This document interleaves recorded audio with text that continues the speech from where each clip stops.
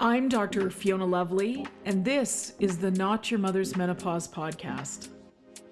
I'm taking the taboos of menopause and perimenopause and bringing light to the dark. No bullshit, no shame.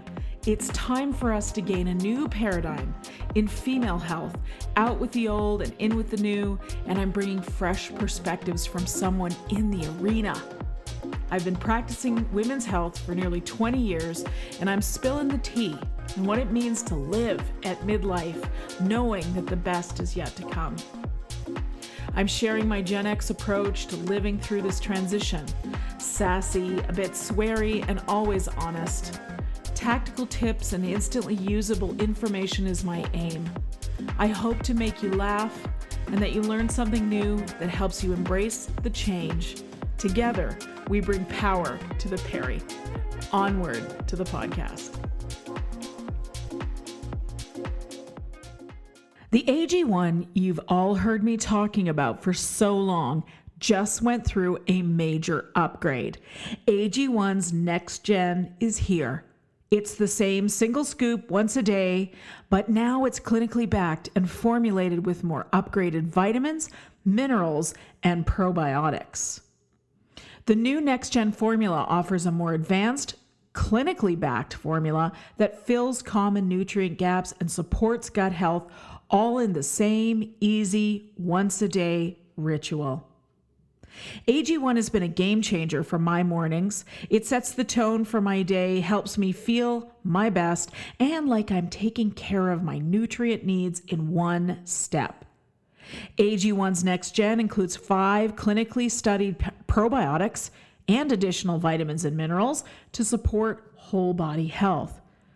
Now clinically backed with an advanced formula, this is the perfect time to try AG1 if you haven't yet. I've been drinking AG1 daily for 6 years now, and I'm so happy to be partnering with them. Subscribe today and try the Next Gen of AG1. If you use my link, you'll also get a free bottle of AG D3K2, that's vitamin D3K2, an AG1 welcome kit, and 5 of the upgraded AG1 travel packs with your first order. So make sure to check out drinkag1.com.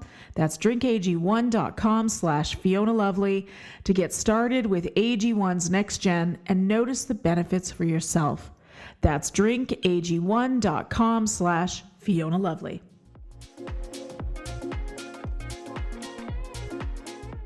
You're tuned in to the Not Your Mother's Menopause podcast. I'm Dr. Fiona Lovely.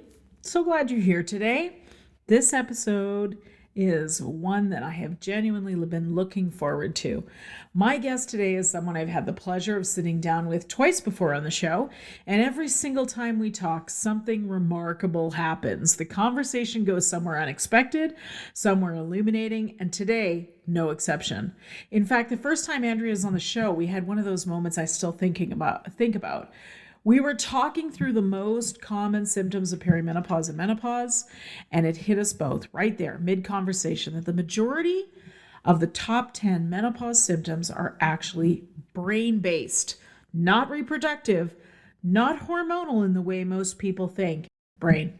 It was one of those moments that reminds me why I do this show, why I do the work that I do, and why conversations like this one matter so much. Let me tell you about my guest, Andrea Donsky. Andrea is a nutritionist with 25 years experience in the health and wellness space, and she's become one of the most recognized and trusted voices in the perimenopause and menopause conversation. You may know her as the menopause educator and researcher, which is exactly how her 350,000 TikTok followers know her, and that title is earned. Andrea is a 7-time published menopause researcher, 7 times. We talk about the research quite a bit in the show. She has dedicated herself to the science of this transition in a way that is both rigorous and deeply human, and women feel that. We feel seen by her work. She is a multi-award winning influencer, media personality, speaker, and author who appears as a menopause expert on television across North America. She hosts the popular podcast Menopause Reimagined, and her platform continues to grow because she is doing something that is still somehow feels radical. She's telling women the truth about what's happening with our bodies, and she's giving us tools to do something about it. Andrea Donsky has now written her second book. It's called Nourishing Menopause, Powerful Nutrition and Lifestyle Strategies to Feel Your Best. And it's published today, May 5th, 2026 by Simon & Schuster. This book is, and I say this having read it, the kind of resource I wish every woman entering menopause could have had in her hands. It's comprehensive, it's science-informed, and it's written with the warmth and clarity that is so signature to Andrea. She covers everything from gut health to sleep, stress, mental health, exercise, and the building blocks of nutrition, all through the lens of what is actually happening in the perimenopausal and menopausal body. And she does it in a way that meets women where they are, whether they're just starting to notice something is different or they are deep in the thick of it and desperate for answers. I'm also honored to share that Andrea has quoted me in this book, a small moment that meant a great deal to me. We talk about it a little bit in the episode today, because this speaks to the kind of community we're building together in this space. Women supporting women, practitioners supporting each other, all of us working towards the same thing, a world where no woman is dismissed, minimized, or left without the information she needs to thrive. I can't wait for you to hear this episode. I can't wait to hear what you think about the gorgeous Nourishing Menopause book by Andrea Donsky. Thank you, as always, for listening to the show, for supporting the partners of the show, and supporting me and our community. Without further ado, here's my conversation with Andrea Donsky.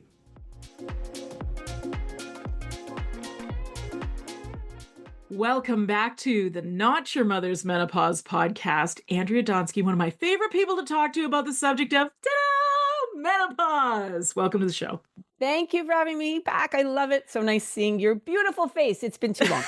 I know. Ditto right back to you. I figure at this point we're having like at least a conversation a year, so you can update us on this beautiful research that you are creating, these papers, these white papers data sets that you have compiled for us, which have been so crucial in my training my menopause doula scholars in the last 6 months or so. Your white paper on the signs and symptoms, the 103 symptoms of perimenopause. Ladies, if you're listening, it's been such a critical part of my menopause doula matrix, the teaching that my students get. So thank you for that. Oh, well, first of all, thank you for being such a big supporter, for crediting my work, for asking questions. I love it when I get your texts and you're like asking me questions about my research. It's so great for me too. And I love having your support. So thank you for what you do. Oh.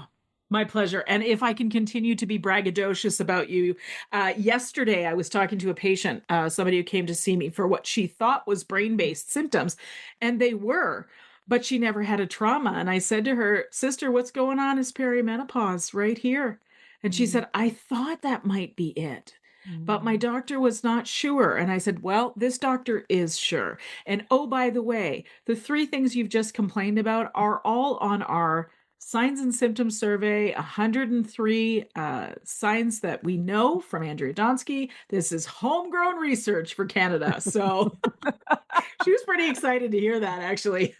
Oh, that's so awesome. And you can tell her it's published in the journal Menopause, like it's actual published research in a medical journal, which to me, I think is the most exciting part about it. Like that it's not just like we're making up this, this information. It's actually published in a medical journal. And and I don't know if I told you this, Fiona, but our research is the second time ever in the history of published research that it was an actual quantifiable number of symptoms that were published in a medical journal. The first time was in the 1970s, and it was like something like in the early 20s, like 20-something symptoms. Serious? Yeah.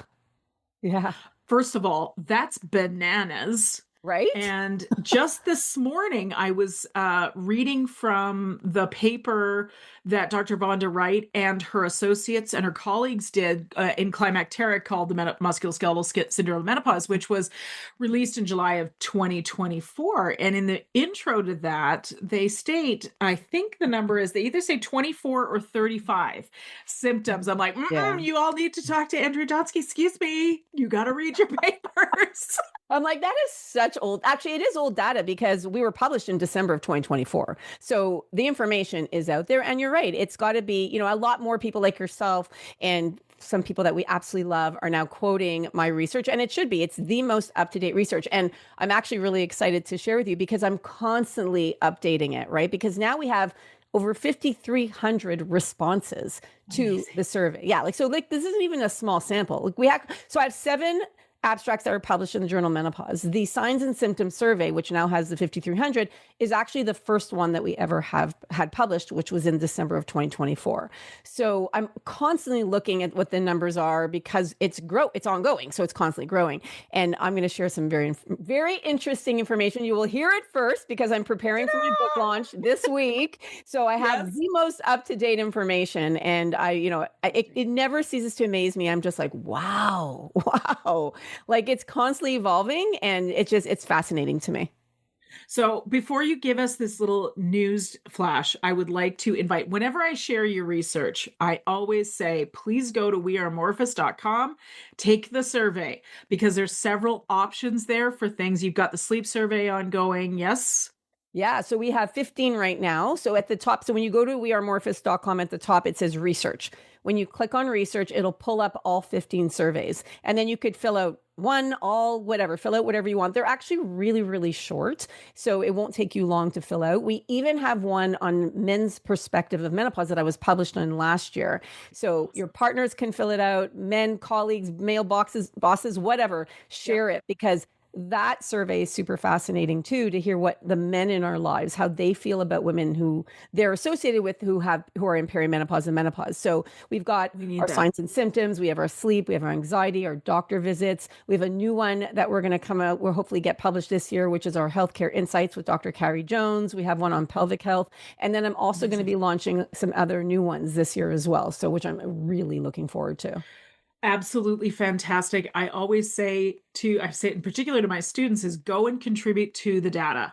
Take your information. And when you share this with your clients, make sure you're sharing it as well to go and participate, because I filled out at least a couple of them, for sure the sleep one and the symptom survey. But okay, before you share the most updated, I want to take us back to when you and I did our first conversation. I believe it was the first time we spoke on the show. And when of course, we first fell in love way back yes, when. I was going to say our first date. And it was because we were both in the Globe and Mail article on Canadian podcasters who were teaching women about menopause. You and I were featured in that in March of 23, I do believe. Was it not? Oh, wow. So long ago. Wow. That's I think it was. 24? I think it was probably somewhere around there. Yeah. Time is flying. Anyways, when you shared with me, and it may have been our second, whenever you were about to publish, I think it was just before you were about to publish the 103 symptoms. Okay. You gave me the top 10 while we were live. Now, I think it may have been when I was on your show, but I'm not entirely sure exactly. We might just have to dig this up. Maybe you'll remember. And you read them out to me and I went, those are brain-based. Like pretty much every single one that you read me, except one. And there's a lot on there. The one that wasn't brain-based was joint pain. Yeah. And all of the other ones have a brain component, right? And the two of us together were like, what just happened? Like, I remember it being like, oh shit, we are really not understanding this menopause thing at all. And that's you and I as experts and educators in the menopause space. Do you remember that? I do. Actually, you know when it was? It was when I was writing my book. It was within the 2 years of writing my book because you and I were in constant communication. Yes. And that it was when we were doing it, we were like, oh my gosh, what? That's crazy. Because we originally were like, yeah, like 50% of the top 10 most common symptoms are brain-based. And we're like, wait a minute. No. It's like 90% that are Yes. related to cognitive health, mental health, brain-based, something to do with that. Like, Focus, concentration. Yeah. whoa, Sleep. Yeah. like, Whoa. whoa, Yeah. like nowhere do we hear Yeah. that information. No.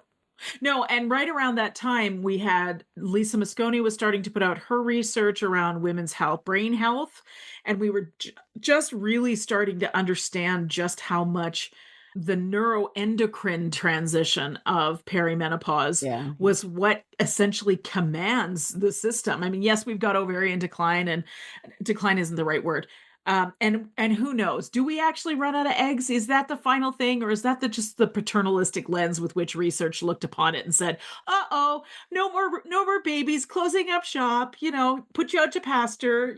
It's amazing how I see that language show up even in medical data. Yeah, no, it definitely is very interesting. There's a huge connection, and it's something that we don't talk about, unfortunately, enough. We hear so much about hot flashes. Like, I mean, that's obviously like when we talk about menopause, the number one thing we think of is, or many of us think of, is hot flashes.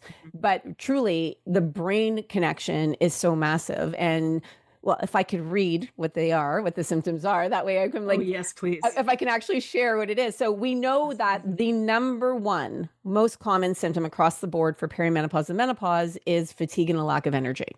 So, and that could be mental and physical, right? Emotional, just like everything draining. So you've got the fatigue. Then we've got the brain fog. We've got sleep issues, memory loss and forgetfulness, anxiety, loss of or low libido, lack of concentration, lack of focus, joint pain, and always, ever since the beginning, since we were published, the number 10 spot went to hot flashes. Always. Wow. Not anymore. Wow. It just fell off the top 10 list. Hello. Hot flashes fell off the top 10 list. So number 10 now is a lack of patience. Number 11 is hot flashes. Wow. Like, Wow. I couldn't believe it myself when I saw that this week. Well, what's fascinating about this is that recently I had a patient. Well, there's a lot to talk about here, but recently I had a patient come to see me who was a woman who was experiencing vaginal dryness. That's her only symptom. She asked her doctor for help. Her doctor says, "I have to refer you to gynecology." The gynecology referral took 2 years. Okay. Meanwhile, Oh my she's gosh. experiencing urinary frequency, incontinence, dryness, like basically the GSM, right? And so she finally gets to see the gynecologist. She says to the gynecologist, "I'm having these symptoms. I would like hormone replacement therapy." And because she's a patient of mine, I educated her. I gave her all the, the language, and she's a smart woman. She knows what to say anyways. But the gynecologist said, "Well, I would love to be able to prescribe you HRT for your bladder symptoms. However, my college says I can only prescribe hormones if you have hot flashes." What? Yes. Oh my So gosh. I know. So my patient, not being a fool, said, "I'm sorry, doctor, I forgot to tell you I have hot flashes too." And the gynecologist went, "Okay, let's get you some HRT," and wrote the prescription. Okay, these are the games we're playing. That's Bananas. insane. Oh my gosh. Well, first of all, vaginal. Oh my God. I know. Yeah, that's just insane. And by the way, I feel for your patient because I was there with vaginal dryness. It's not nice. The quality of life.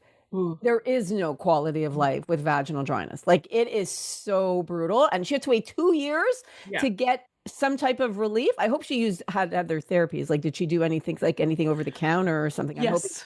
Okay. Yes. Like, Yeah. She's a healthcare brutal. She's a healthcare provider herself, so she was at least able to give herself some assistance in other ways. But thank goodness. And actually, now that I think about it, Andrea, I think it was a year it was a year she had to wait, but still, it was still a year. That's way too long. I agree. Wow. And so this is what in Alberta, the college says to gynecologists. This was a specialist in women's health, says you cannot prescribe hormones unless there's hot flashes. And you're telling us that it's number 11 on the list based on the most commonly experienced symptoms. Yeah. Yep. 5,300 women. I mean, you're not talking about a small sample either.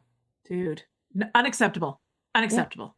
Yeah, I agree. So the importance of this data that you've brought to the menopause world, but and how do we get it out farther? Like, I don't know how else to do it except to publish it in the menopause journal, for God's sakes. But who reads the menopause journal? Apparently the people that need to are not.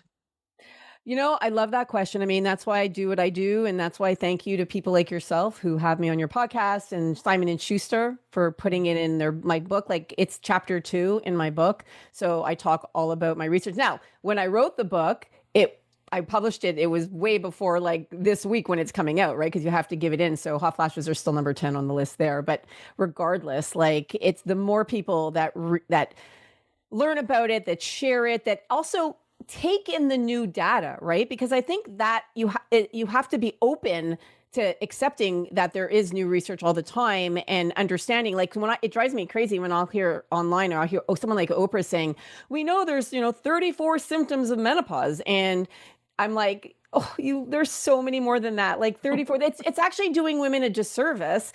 And so it has to be shared more openly, and I'm doing my best. So we all need, so like you said, for those who are listening, please go to my website, fill out the survey, fill out the information, and share this podcast, because the more you share it, the more it gets out there, the more we help educate friends, colleagues, bosses, doctors, healthcare practitioners, the more that we're going to help women across the board, period.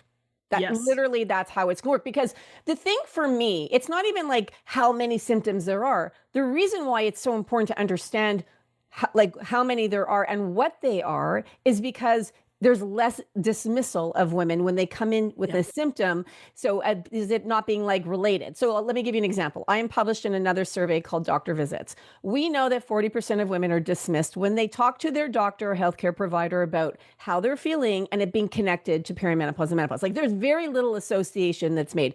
75% of women have to see their doctor 2 or more times, probably a lot of them even like 5+ times, until that association is made.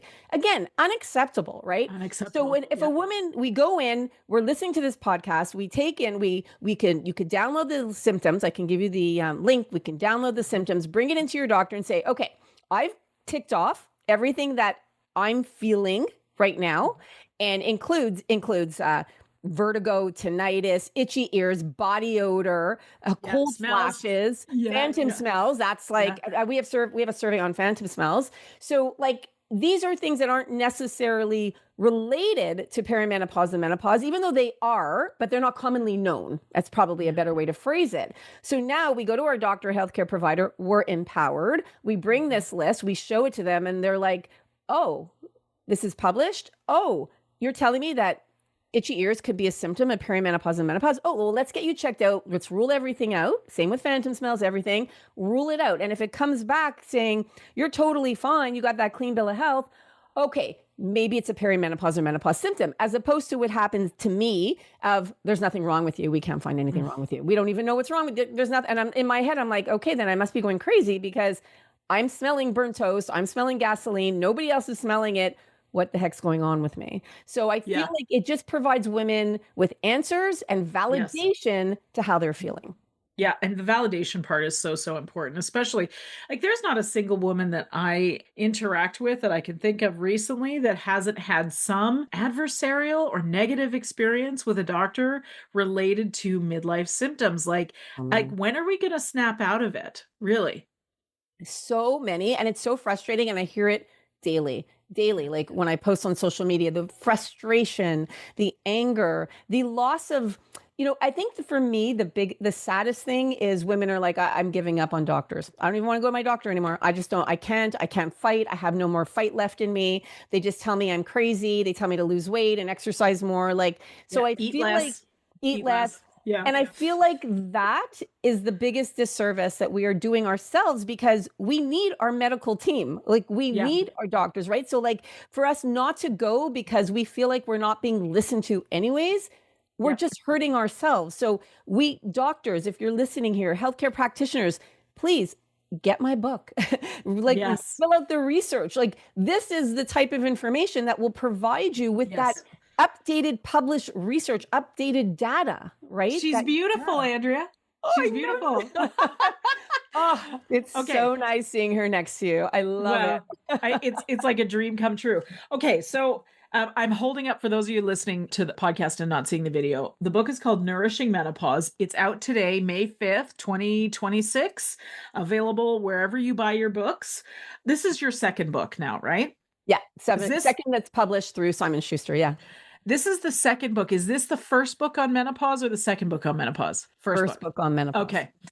So here's my question, because I know writing a book has certainly been on my to-do list for, I don't know, 10 years. It's a big deal, as you know. It's a beast. It is a beast. One of the reasons I've put it to the side right now is because the research is coming so fast, things changing. And when you are working with traditional publishing, there's a lot of hurry up and wait, do the thing, and then you got to sit on it. Well, the data changes so much. How did you navigate that? Will you just kind of share your thoughts there? Yeah, I have to say I had a really great experience with Simon and Schuster. Like I am so blessed. Brittany, who is my managing editor, I mean, she's in her early 40s. I mean, when we met, she was like, "We need this book." Like she just saw the value from the minute she's like, "Yeah, I want the book." Like, and she's been such a pleasure to work with. She has been flexible, easygoing, and I was very, from the beginning, I was like, okay, chapter 2, which is all about my research, because it's ongoing, we need to update it to the very last minute. And that's what we did. We kept updating it every time we had to do an edit. So I would just provide them with the most updated information that I had as the time of publishing the book, like when I handed it in. So I would say that's how we got around it. Of course, it's never going to be completely up to date because it's ongoing all the time, but it definitely is the most up to date. I mean, there wasn't a ton that changed other than maybe the hot flashes falling off as number 10, but pretty much everything is consistent. And they were very much on the same page as me, as making sure we had the most updated information. Amazing. I love to hear that. That makes me so happy. Yeah. So tell me about, it's a big question, but I'm just going to put it out there because I know you got this. What's your vision for the book? What do you want the reader to come away with? What a great question, Fiona. Truly, when I set out to write the book, the biggest thing for me was because I come from health and wellness. I have been in health and wellness for 26 years. I didn't just start this yesterday. I've been around for a very long time, and I've always educated people about what do we put in our body. Like the first book was called Unjunk Your Junk Food. I always say ahead of my time back then, because I put out a book about ingredients when we weren't really reading ingredients as much as we are today. And it's not like what it is today. I'm so proud to see of what it is today with the younger generation. I'm like, yeah, that's what Unjunk Your Junk Food was. Like, how do we highlight certain things like high fructose corn syrup and trans fat and all of that? So for me, it was always about how do I take all the experience that I had? Because when I went into perimenopause, I knew very little. We talked about this last time. I didn't know anything. Like so many other women who are listening now going, yeah, it happened to me too. Like we knew nothing. We didn't learn about it. Our doctors didn't talk to us about it. We never learned about it in school. Our moms didn't talk to us about it. So I wanted to pave a way, first of all, take all the experience I've had and accumulated all over the 26 years, my own personal journey of having to go down rabbit holes and spend hours and hours and hours and hours and hours researching, and then put it all into a book that I can then pass on to the younger generation to be like, I don't want you to have to go through what I went through. Yes. Like, I want to make this so easy for you that when you get that first your ear is itching, you're like, oh, okay, maybe it's a perimenopause symptom, as opposed to someone like myself that had to spend 7 years trying to understand what was happening to my body. So I have 2 daughters. I have 3 kids. I have 2 daughters. I have a son. And for me, I wanted them to understand and not have to go through what I went through, as well as everybody else who comes after me in our generation. So I would say that was the biggest goal for me, was to be, okay, I got you. You don't have to go, you don't have to suffer. You don't have to spend the amount of money, time, energy, relationship issues, work issues, all of that. I don't want you to go through any of that, because knowledge is power. And by understanding what's happening, you can do something about it now earlier on. I wish I could we can't turn back time, but I wish I was able to change things when I was in perimenopause. I was given such not great advice that I just suffered tremendously for years. I was in perimenopause for a total of 14 years, 11 years of which I didn't know. 11 years. Think about the health anxiety, the money, the doctor visits, the relationships with my family. That I would say is probably the biggest thing. Is I wanted to just help everyone who came after me so they don't have to suffer the way I did. Yeah. And I love what you said. And you and I are a similar age, and I am 16 close to 16 years in perimenopause, still not done. Yeah. Ooh, So okay. my first symptoms were frozen shoulder and not sleeping through the night. And I was 37. Wow. Now, I was already teaching women about menopause at that time. We didn't have the word perimenopause. It wasn't a thing yet. It was Yeah. just still pre-menopause or close to menopause, And I'm with you totally. I think about the women in my community all the time. And it's always like, how can I deliver the most useful information? The shit that I wished I'd had all Mm. those years ago. Even as a chiropractor, a menopause expert, a functional medicine practitioner, I still didn't know that the symptoms I was having were perimenopausal. So I can so relate to your itchy ears story. I suffered with a frozen shoulder for years and I went to the very best practitioners. I mean, I had access to all those great practitioners because they're my friends, Yeah. right? Frozen shoulder is brutal. I had it also. Oh, It's terrible. terrible. Yeah. It's just terrible. I agree. Okay, so this book has a good portion of data on how to do the lifestyle things Yep. to make the menopause transition less of a bumpy road. Mm-hmm. And so often I hear from women who say, I'm doing all the things right. What do you say to her when she's like, how do I even start to figure this out? So, and it's such a good question too. I mean, I would say for many of us, it's a hard thing because it's a very subjective way of looking at it, right? So, what does that mean doing all the things right? First of all, when I hear that, I'm like, let's not be so hard on ourselves. That's the first thing that comes to mind for me is Mhm. I'm doing when I hear a woman say I'm doing everything right, it's like they're trying so hard with what they know, but yet they still feel like they're either being failed by the system or that their body's failing them. So I would say no worries. Maybe what we need to do is relearn things. Mhm. And this is what I'd say probably the biggest lesson for me that I had to really understand is because I had come from the health and wellness world, I knew everything, right? Like, this is what I do for a living. This is what I tell people what to do. This is what I do myself, right? Yep. But what I was doing before, and perhaps what these women might be doing, is still doing the same thing we've always done. Well, I'm exercising the same, I'm eating the same, I'm still doing everything, sexually, mindset, everything I'm doing the same, exercise. But what we need to start looking at as we go into perimenopause and menopause is we have to relearn certain things. And that's okay because we're always, I mean, that's life. We're always learning and relearning certain things. So relearning how to do things that are specific for this phase of life is really key. And I talk about that in the book because the way we ate before, we need to just look at things a little bit differently now. The way we exercised before, again, we need to look at things differently. And for all the things that we do in life, it could be even the way our mindset, right? Or the way we're exercising. Are we strength training? Or are we still doing, heavy cardio? And especially when you come from the Gen Xers, like I'm a Gen X, we're Gen Xers, Oh like yeah. we learn things very differently than we're learning them today, right? Like even like things like having enough fat in our diet or making sure, Oh how yeah. about this one? Hold on, brace yourself. Okay. Making sure we eat enough food. That's a big one, right? Like, That was not what we were taught. We were taught eat as little as possible because skinny is the goal.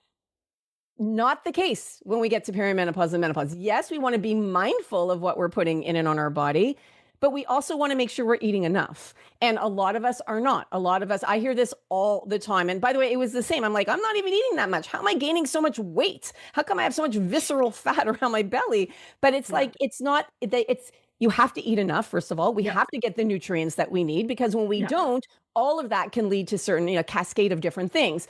So Yeah. again, it's not that we're not doing it right or wrong. It's we have to just relearn certain things. Yes. Oh my gosh, I love that. The visceral fat conversation is a really interesting one right now because I recently had an interaction with somebody who I know well, who she does all of the exercise things, but went to have her body scan done Mhm. and was terribly disappointed that even though she is supremely lean, she has visceral fat. And we've not had the conversation yet, but it's about to go like this. Are you eating enough, considering Yeah, the amount of activity that you do? Because when you don't, the biochemical situation in the body says must store fuel as fat because we don't exactly. know when we're going to get the next.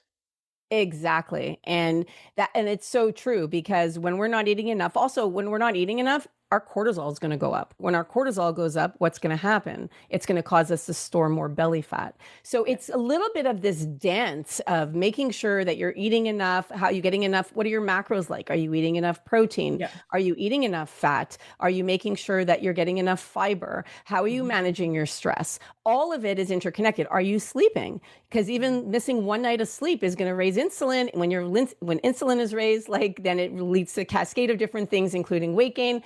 That's why I always go back to the relearning because it's a bit of a dance and it's a bit of also understanding that we have to we can't like we really can't push ourselves the way that we used to. Like trust me, and I say this from the most sincere way of saying it is I'm a Capricorn. I'm a type A, triple A personality. Like Yeah. my whole life I was a workaholic. I was very much that typical, go-getter. And when I was in perimenopause, I went from that triple A personality to an F minus. Like I couldn't even get out of bed most days. And now that I'm in menopause, I'm kind of back to my type A. So total type A personality. But I have to do things differently. The biggest thing I tell women now is we have to be more gentle with ourselves Oh, yeah. because as women, we're so tough on ourselves. I'm like the hardest person on myself, like hands down. But being more gentle with ourselves means being gentle with ourselves from every aspect of being, from what we're eating to how we're exercising to how we're navigating our day to day to how much are you actually getting done during the day. There are some days where like I was telling you, I've been under the weather this last week. Mhm. This is what I'm getting done today. Like, and I have to be okay with it. And in the Yeah, past, you I'd do. be like, oh my gosh, I'm such a failure. I'm only doing one thing today. But like, I've come to terms with myself to be like, okay, I have to be gentle with myself. I could only do what I could do. Yes. And that's cultural, by the way. We're taught to be as industrious and productive as possible. And essentially, the world, the Western world in particular, exists on the industriousness and multitaskability of women, for sure. The Mm, mothers, for sure. mm, So I love that. I love the conversation around self compassion and gentleness. I think it's a really, really, really important one. It really is. And because also being hard on ourselves is going to raise our cortisol level anyways. I'm like, to me, I'm always going back to cortisol. I'm like, how can I just regulate my cortisol? Like, Yes. so that I'm not stressed all the time because we're constantly stressed. I have another survey that's our abstract that's published in the journal Menopause. We are just naturally more, first of all, women are naturally create, like, feel more stress.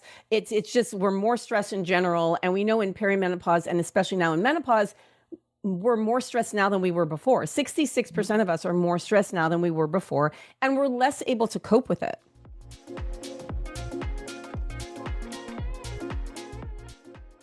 Here's something that might surprise you. When our estrogen drops during menopause, we don't just lose protection for our bones and our brain. We lose estrogen's protective effects on our heart. Your heart is packed with mitochondria, the cellular powerhouse that keep it beating strong. But as we age and go through the stages of menopause, oxidative stress can damage these mitochondria, affecting our cardiovascular health in ways we're only just beginning to understand. That's where MitoQ's hero ingredient, mitoquinol, comes in.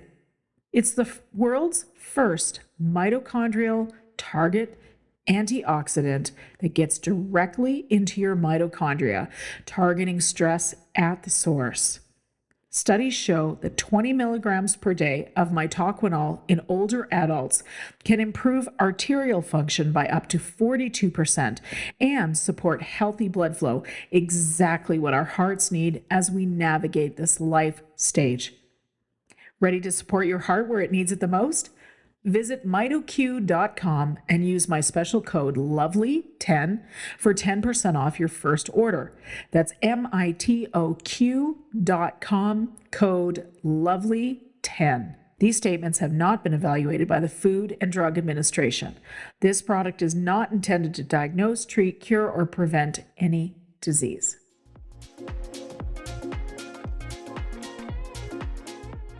Doing what we can to cope with our stress, which is going back to those, regulating those cortisol level, is really important, because cortisol can lead to higher cortisol, chronic. Again, we're talking chronic. Cortisol is very important for reducing inflammation and a lot of good things, but it's the chronic stress that's the issue. It's the chronic, fight or flight mode. That's where we want to try to get a little bit more of that from the sympathetic to the parasympathetic. So it's that dance of going into both modes and not always only being stuck in one, because being stuck in one, that's when it affects us physically and our symptoms might be worse, right? Or we might gain more belly fat, or maybe we have more headaches or more inflammation in our body. So I think that's the key, is learning how to manage our stress, and hence those cortisol levels is so key. Yeah, absolutely. So for sure, there's a much younger woman that's listening to our conversation today and going, I'm terrified that I'm about to spend the next 20 years in a shitstorm of symptoms. So what do we say to the youngsters now, who are now becoming quite aware of what you and I did not know at their age, which is that perimenopause starts much longer, far before we ever thought it did? So first of all, I would say don't be scared, because now you have people like us, like Fiona and like me, who you can turn to for information of how to navigate it. So that's the great thing, is you have people I don't know about you, Fiona, but I didn't have anyone I could talk to, literally nobody. Yep. No, Yeah. no. Okay. I had other practitioners, but we were all going, well, I don't know what this is. We just didn't know. We didn't know. So you have us, which is a really great starting point, and other incredible creators, and then doctors and healthcare providers, et cetera. And then I would say that there is treatment available. You could start now when you're in perimenopause. You don't have to suffer through it the way I suffered through it. Try to be the champion of, trying to figure things out. No, you could actually start earlier. There's now the option. Obviously, there's the option of hormones if that's what you choose. And they're looking at it helping for women in perimenopause, out of my lane, but definitely something to talk to about practitioners who understand hormones. I was on progesterone for many, many years. I had PCOS. So I had already been doing the progesterone thing for a long time. And now they're talking about it for hormones for menopause, or perimenopause, which is so great. So you've got the hormone option if you want. And then look at nutrition, look at lifestyle, look at managing stress. Look at how are you working? What's it like in your day to day? What are you doing to help manage your stress levels? So finding what you need, the supplements to take, the way to get enough protein. I mean, everyone's talking about now getting enough protein, which is always great. But, what are the things to look at, those points to hit, so the boxes to check, so that that there's a lot you could do to help manage your symptoms. And it is not all terrible. It's really not. There's so many great things about menopause. I can't even stress enough how many great things there are. So I would say It's true. Get a book like mine. My book explains what are some tips on managing stress, your sleep. If you're worried about the weight gain, I talk about the different reasons we gain weight and then how to help it. What about the nutrients? And this is something that we don't hear all the time, is what nutrients do women in perimenopause and menopause need? Our macro, we're talking about our, all of our minerals and our antioxidants and our vitamins. There are certain nutrients that our body needs, like magnesium. We need to make sure we're getting enough of it. So we have so much more information nowadays that there isn't anything to fear. Rather, just be proactive. Yeah. Yeah. Well, and if you're listening and you're like, where do I even start? Just do the things you're already supposed to do. Make sure you get a good night's sleep. Make sure you get some sunshine at least every day, and certainly twice a day if you can, right? Make sure you're eating it's not, I find what's most helpful these days, Andrea, around food is not to talk so much about food itself, but just to say, are you nourishing yourself? That's why we called it Nourishing Menopause. It's my favorite word. It's a great favorite word. It's a fantastic word. I'm so glad you used it in this context, because we can choose what we eat, and because we're talking about stress, we can stress eat, which means maybe something that's not so nourishing, Or we can have food that is going to potentially give us the nutrients that we need. And then the satisfaction is so much more. It doesn't have to be hard. It can be, you already know what to do. If something is telling you, if what you're thinking about doing to help with your perimenopause symptoms feels like self-flagellation, that's not correct. That's that's that whole, are you eating enough food? Are you exercising yourself to the point of being skinny, undernourished, undermuscled, all of those things, right? And I think that's a nicer way to look at it sometimes, is that we get tripped up, especially our generation, because we grew up in the diet industry generation, right? We get tripped up on the whole business around eat less, caloric restrict, etc. Just nourish yourself, babe. You know, Yeah. and Yep. most of us have pets, right? Or kids. And between the two, like, you wouldn't let your pets or your kids eat shitty food that you would potentially consume when you're stressed. So why would you do it? You know what I'm saying? We all, yes, and we all do what we can to help ourselves and to make a difference. And I kind of come from the standpoint of like the 80-20 rule, because everyone now is so, we're so kind of hooked on like calculators and managing or tracking our macros and how many calories are we taking in. And I try, and it's funny, I was very resistant to this, Fiona, for so long, because coming as a Gen Xer and having to worry about like Weight Watchers and weighing my food and like tracking every calorie and Tracking morsel and points. Yep. oh Yep. my God. And like every calorie I put in my mouth, like I have me, and I know our entire generation has major trauma around it, right? Oh, yeah. Like, Yep. so for me, I've always been about reading, like, let's keep it simple. Read the ingredients. What are you putting in your body? Understand the food labels that you're putting in your body. Understand what you're putting in your body. How are those going to affect you? Are they going to give you energy? Are they going to help with your brain fog? Like, what are those nourishing ingredients going to do for you? And then minimizing ingredients that may not be so healthy for us, like trans fats and high fructose corn syrup. And so my book on Junk Your Junk Food was all about that. And actually, funny enough, I wanted to include it in this book, but because it was when I submitted my manuscript, it was called Undrunk Your Menopause. That chapter was 150 pages. So my my publisher was like, "Yeah, I don't think so." So we're going to end up doing it in a course for practitioners. Nice. But like, what are we putting in our body? Like, what's in the foods that, like, for example, MSG, right? Yep. Monosodium glutamate. We know, so in perimenopause and menopause, headaches, migraines, hot flashes, chest pains, heart palpitations, these are all symptoms. Those are also symptoms or side effects of monosodium glutamate. So, like, being mindful of those ingredients that we're putting in our body can go a long way. So 80-20 rule is kind of how I look at it. If you need to do 90-10 or 100-0, like, you do you, whatever makes you happy, you do you, because you are the captain of your own ship.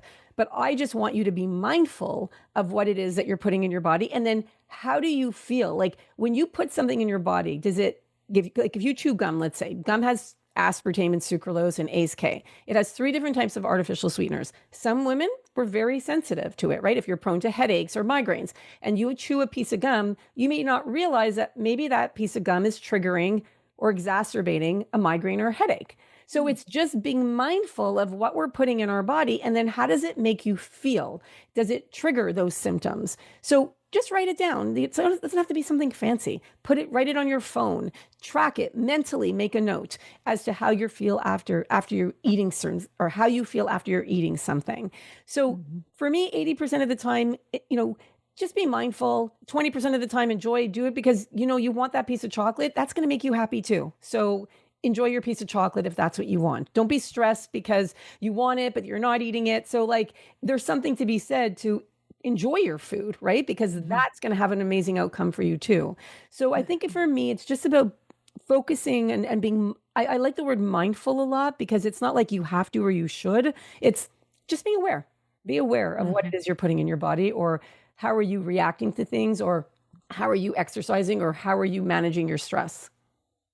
Well, between the words mindful and nourishing, if we can actually fully extrapolate those in all aspects of our lives, I mean, we'd have this menopause thing locked down, even if it is a almost 20-year neuroendocrine cardiometabolic transition. Not to scare anybody. Yeah, no, you don't have to suffer. There's No, ways to help. Like it's not something to we be know. scary about. Yeah. Yeah, we know now. We know so much more So much because more. of scrappy women like Andrea and I, and frankly all of our friends that are podcasters too. We're the ones that were out there going, I am not willing to tolerate this. And Yeah, we figured it out for ourselves and then shared it with the people around us, right? And thus exactly. the podcast, the book, the menopause doula certification, like all the things, right? Okay, let's come back to your 103 symptoms list, please. What are the most surprising things on that list for you? Oh, Or what would be most surprising to the women who are listening, maybe is a well, what I have would you seen? say so. Like the actual symptoms, like there's a couple of things that I found surprising for me. So when we looked at the data and because I'm constantly playing with the data because I find that super fascinating. I'd say what really surprised me is that on average, women experience 31 different symptoms on average. Wow. Like let that sink in. Wow. I was gonna say, like that took a sec. Let that sink in. On average, women The experience Bible. 31. It's a Bible for us. Like how that yeah, Wow. like that's a lot of symptoms. So women aren't just saying, "Oh, I have one thing," and a lot of the times they may not realize. Like our community, we because I talk about perimenopause and menopause, like they're more aware. But a lot of women will say, "Oh, I don't have any symptoms." But I'm like, "Okay, go look at the list and see." And they're like, "Oh, you're right. I have this or have this. I just never made the connection." So that's number one. I thought was really interesting. We talked about the 90% being mental health, cognitive related. That was definitely very, very surprising and interesting. I would say that when we broke down the number of symptoms versus like in perimenopause by stage, in perimenopause versus menopause, what we found that women in perimenopause are more likely to experience fatigue, which makes sense when our hormones are kind of like a roller coaster up and down and they haven't really kind of settled into their menopausal ranges. Women in perimenopause are more prone to anxiety, lack of patience, headaches, migraines, emotional weepiness. So you've got the moods, and then social anxiety. That's a really big one, social It sure anxiety. is.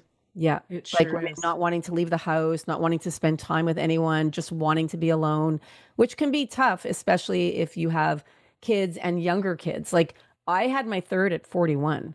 So I was going through perimenopause when my little one was like a baby, an infant. Like it was, yeah, it was really rough. Wow. It was No definitely kidding. interesting times. And then we know in menopause, women are more likely to have sleep issues, hot flashes, night sweats, slower metabolism, and changes in body shape. So that's where we get into like weight gain, changes in how our bodies look, and inflammation. So those were Mm. pretty big ones too. And then I would say for sure, like it's not so much that this surprised me, but I'd say this was a big. This isn't published yet, so but I'm hoping it will be. Is our phantom smell survey, and for me, phantom smells, you were talking about your first symptoms. Phantom smells were definitely one of my first symptoms. Like I didn't know what they were. I went for MRIs, I went to an ENT. Like my doctor kept saying, "You're fine. Like I don't know what's wrong with you." And that's where for a lot of women, they're like, "Wait a minute, I'm smelling things other people aren't." But our research shows that the number one thing women are smelling across the board, and we're talking 72% of women are smelling things that are burning Wow. by far. Yeah, that's what our research shows. And that's like, I think it's almost 1,500 people. So it's also a nice large sample. But it's something burning plastic, burning electronics, smoke, cigarette smoke, cigar, campfire, anything, hot pans. I hear a lot of women will tell me they smell hot pans or oily hair. That's another very interesting one. But yeah, Yeah. anything burning. Wow. I as a Canadian, you'll appreciate this. I think we talked about this the last time I interviewed you, but do you remember those ads for Dr. Penfield? I smell burnt toast. It was like a surgeon taking out a Yeah, tumor, yeah, yeah, or yeah, yeah, yeah. or he wasn't taking out a tumor. He was mad. It's Dr. Penfield, I'm sure is his name, but he's famous Canadian neurosurgeon that was stimulating different parts of the brain, and the patient being awake saying, and if any of you kids are in the 80s, from the 80s in Canada, you'll know exactly the ad. I think it was for Canada Post, if I remember correctly. Oh my gosh, Was I that totally remember Dr. Penfield. That's yeah, it's funny. like I smell burnt toast, Dr. Penfield. Anyways, that's what I think of. But there's actually a brain-based reason for that. Yeah. It's some sort of decline to that area of the brain that perceives the acrid smell of burning. Fascinating.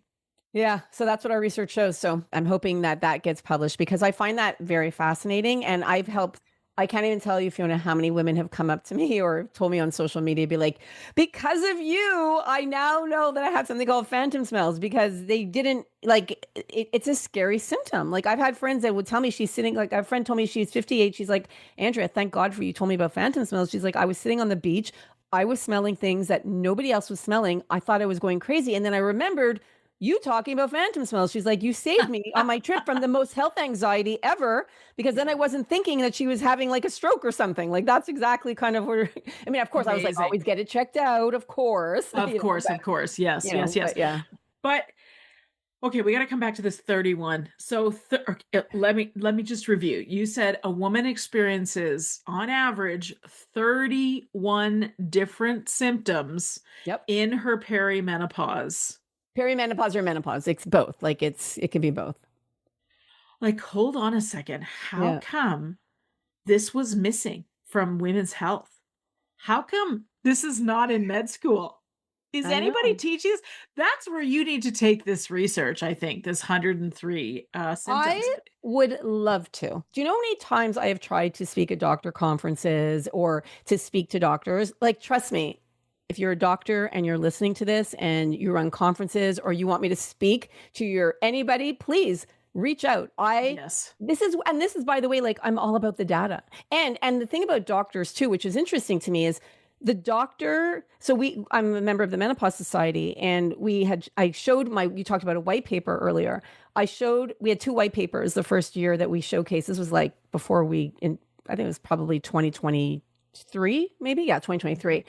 And at the time, I went to this show with my white papers and I was kind of shy and being like, oh, I'm not a doctor. And I'm showing it to them. And they're like, Andrea, this is the best research we've ever seen. You have to get it Yeah. published.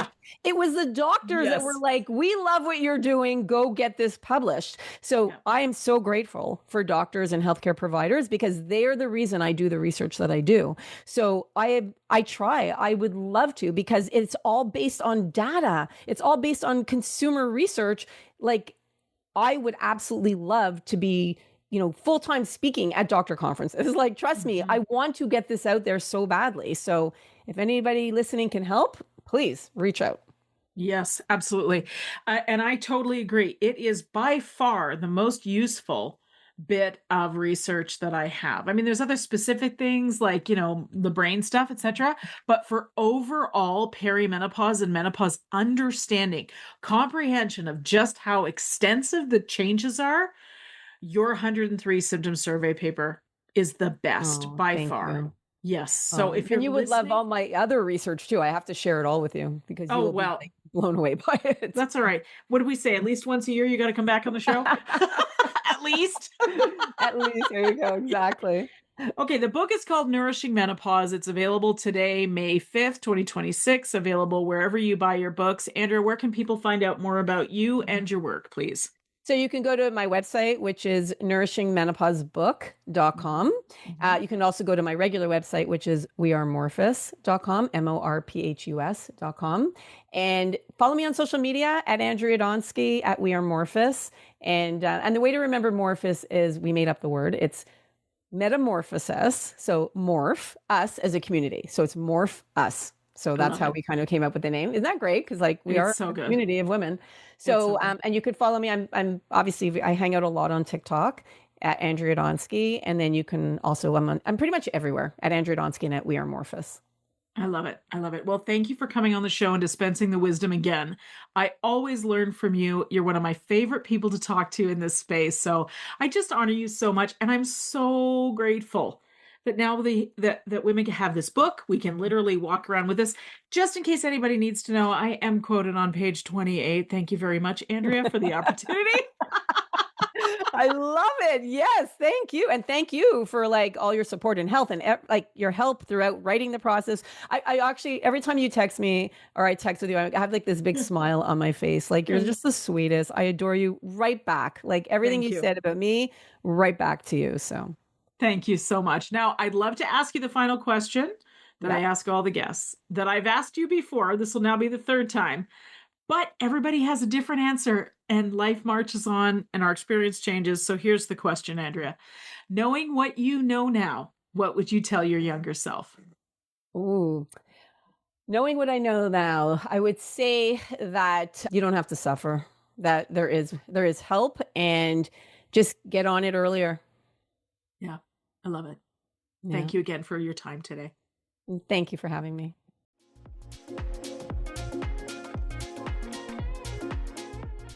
The information and other content provided in this show, or in any linked materials, is not intended and should not be construed as medical advice, nor is the information a substitute for professional medical expertise or treatment. We are doctors, but we aren't your doctor. Seek your doctor's opinion. If you or any other person has a medical concern, you should consult with your healthcare provider or seek other professional medical treatment. Never disregard professional medical advice or delay in seeking it because of something that you have heard in this podcast or in any linked materials. If you think you may have a medical emergency, call your doctor or emergency services immediately. The opinions and views expressed on this page and in this show have no relation to those of any academic, hospital, health practice, or other institution. Thank you.